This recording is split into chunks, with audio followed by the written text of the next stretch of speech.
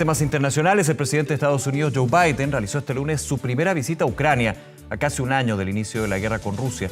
En la instancia, el mandatario estadounidense comprometió más ayuda a ese país. Esto ante una posible nueva ofensiva de Rusia, en este caso del Kremlin. Para profundizar en este conflicto y que se espera para los próximos meses, nos acompaña Alberto Rojas, director del Observatorio de Asuntos Internacionales de la Universidad Finisterra. Alberto, como siempre, muchas gracias por acompañarnos. Hola Nicolás, ¿qué tal? Gracias por la invitación. Hay harto que ir analizando. De hecho, hay declaraciones del presidente Putin. Déjame quedarme con una de ellas, sí, claro, de las últimas horas. Occidente empezó la guerra para imponer sus valores totalitarios.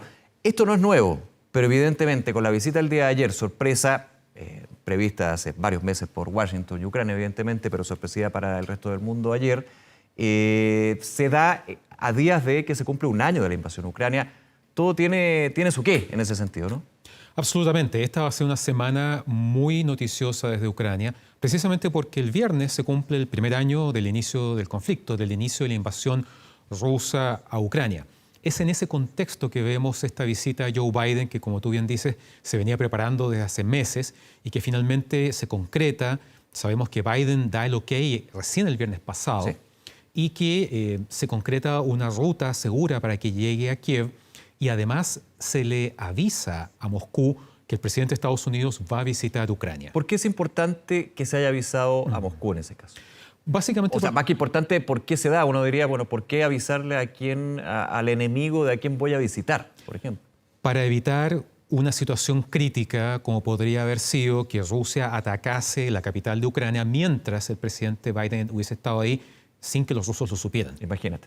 Habría sido una situación gravísima, había sido técnicamente un ataque directo al presidente de Estados Unidos en Kiev, y por eso, a pesar de la crisis, a pesar de la guerra, los canales de comunicación entre Washington y Moscú siguen existiendo, y por eso Estados Unidos le informa a Rusia para que no tome acciones militares en esa zona, porque sabemos que desde enero Rusia ha estado permanentemente llevando adelante esta ofensiva de invierno, por decirlo de alguna manera. Entonces, la idea era prevenir cualquier situación, cualquier accidente, cualquier situación fuera de libreto en el marco de esta visita. Claro, imagínate lo que hubiera sido un bombardeo mientras está el presidente de Estados Unidos en la capital. O sea, de hecho ayer, sonaron las alarmas, exactamente, producto de que un avión salió desde Bielorrusia y eso activó las alarmas mientras Zelensky y Biden caminaban por las calles de Kiev. Déjame quedarme un poquito con lo de ayer, esta visita del presidente Biden. Varias autoridades mundiales de Occidente han visitado Ucrania, han hecho quizá ese mismo recorrido fuera del Palacio de Gobierno de Ucrania junto al presidente Zelensky. Claro. Pero que vaya el presidente de Estados Unidos es distinto por las magnitudes también que representa ese país, ¿no? Y en toda esta historia de la invasión que va a cumplir un año. Claro, la visita de Biden está llena de significados o lecturas. Se da en la semana en que se va a cumplir el primer año del inicio de la guerra. Se da justo el día antes del discurso de Vladimir Putin hoy ante el Parlamento. Y además, técnicamente es la primera visita de una autoridad occidental de este año. Ya. Durante 2022 vimos en su momento a Boris Johnson, después a Rishi Sunak, a Olaf Scholz, Ursula von der Leyen, diferentes autoridades. Pero tiene un significado, tomando en cuenta además que Biden es el gobernante de la principal potencia que ha respaldado a Ucrania durante todos estos meses, aunando un frente común con los aliados europeos y otras naciones en contra de Rusia.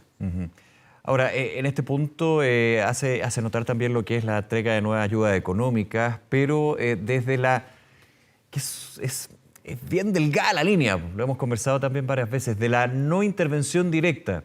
Yo puedo entregar dinero, puedo entregar armas, pero no que participen mis tropas. Exacto. Y ahí se marca una diferencia. Si participaran tropas de la OTAN o tropas de Estados Unidos directamente, la historia sería completamente distinta. Es súper delgada la línea, yo nos diría, bueno, pero es tan ilógico. Ha sido parte de este conflicto también, ¿no? Lo que pasa es que desde un comienzo Biden y el resto de los gobernantes occidentales definieron un escenario dentro del cual moverse. Dijeron claramente, Ucrania no pertenece a la OTAN, por lo tanto la OTAN no va a intervenir en Ucrania. Pero la OTAN sí va a defender a los países que son vecinos de Ucrania. Recordemos que en las primeras semanas se pensaba que incluso Rusia podía querer avanzar hacia el oeste, entrando a Polonia o ¿Recuerdan a algún República minuto de Checa. información de un misil que llegó a territorio polaco, por ejemplo? Sin duda. Las primeras semanas o meses. Entonces, en ese contexto, el tema es quién está en conflicto. Claramente, Rusia es el país que invade Ucrania y Ucrania comienza a recibir el apoyo en armas y en dinero de diferentes países occidentales durante todos estos meses. Lo vimos con el envío de lanzamisiles, los Javelin, que sirven para destruir vehículos blindados y tanques. Vimos que en diciembre del año pasado Zelensky realiza su primer viaje fuera de Ucrania desde el inicio del conflicto, viaja a Estados Unidos, habla ante el Capitolio y se va de vuelta con el compromiso de que Estados Unidos va a destinar una partida importante de su presupuesto 2023 al apoyo de Ucrania y además la promesa del envío de las baterías antimisiles Patriot, que es tecnología ya de otro tipo, más compleja. Hace algunas semanas vimos el gran debate que se produjo respecto de la entrega de tanques. Alemania, Olaf Scholz, los Leopard estaba bastante dubitativo, sin duda. O sea, hay un recuerdo de una Alemania distinta, por cierto, durante la Segunda Guerra Mundial en Europa del Este. Pero ahí lo que vimos fue el compromiso inicial de Reino Unido con el envío de tanques Challenger. Estaba la idea de Polonia y otros países que tienen tanques Leopard y que estaban dispuestos a entregarlos, pero ahí estaba la sutileza. Sabemos que Alemania, cuando vende ese tipo de armas, hay una cláusula que impide al país que lo compra revenderlo o entregarlo a terceros países sin la autorización de Alemania. Y vimos a un Olaf Scholz dubitativo que estuvo ahí en un tira y afloja con Estados Unidos, que finalmente se acopla a esta idea. Olaf Scholz dice, ok, vamos a entregar los tanques Leopard y Estados Unidos va a entregar los tanques Abrams M1. Por lo tanto, ahí hay un tema de que se van cruzando ciertas líneas rojas. Primero fue equipamiento militar, digamos, básico, fácil de aprender a usar. Ahora han ido entregando equipamiento más complejo. Los tanques también van a exigir un entrenamiento a las fuerzas ucranianas de al menos 4 semanas. Y vimos que Ucrania hoy ya está solicitando el envío de aviones de combate, como por ejemplo el F-16, frente a lo cual sí hemos visto una posición bastante más homogénea de los países occidentales en términos de momento, no entregar ese tipo de equipamiento. Y porque claramente eso podría, es difícil el concepto, pero escalar el conflicto. Sin duda, cada vez recursos aéreos como los F-16. Cada vez que Occidente ha ido entregando equipamiento militar más complejo, la guerra ha ido escalando. En este minuto, la ofensiva de invierno de Rusia tiene un sentido, no solamente en su objetivo de conquistar o consolidar los territorios que hoy controla, sino que en el fondo está aprovechando una ventana de oportunidad antes de que lleguen los Patriot, antes de que los ucranianos aprendan a manejarlos. Una batería Patriot puede requerir de 80 personas. Ya. Entonces, en ese contexto, si le sumamos la llegada de los tanques, que también va a exigir entrenamiento, hay una cantidad importante de semanas que Rusia pretende aprovechar antes de que efectivamente esos equipos estén en el campo de batalla. Ahora, ¿cómo podría ser la arremetida? Se tiene mucha temor de lo que sería justamente al cumplir un año por el simbolismo, pero por sobre todo por la muestra de poder que podría dar el Kremlin en este sentido, lo que se viene en esos términos. Y también haciendo este paralelo con lo que tú dices, con lo que es el rearme, podríamos decir, de Ucrania por parte del apoyo de Occidente. Claro, es esperable que esta semana pase algo más que el discurso de hoy de Vladimir Putin. Hay un tema de simbolismo, de imagen, hay un tema comunicacional.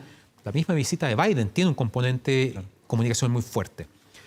Durante estos meses, para Vladimir Putin ha sido muy difícil poder mostrar algo que pueda ser categóricamente definido como una victoria.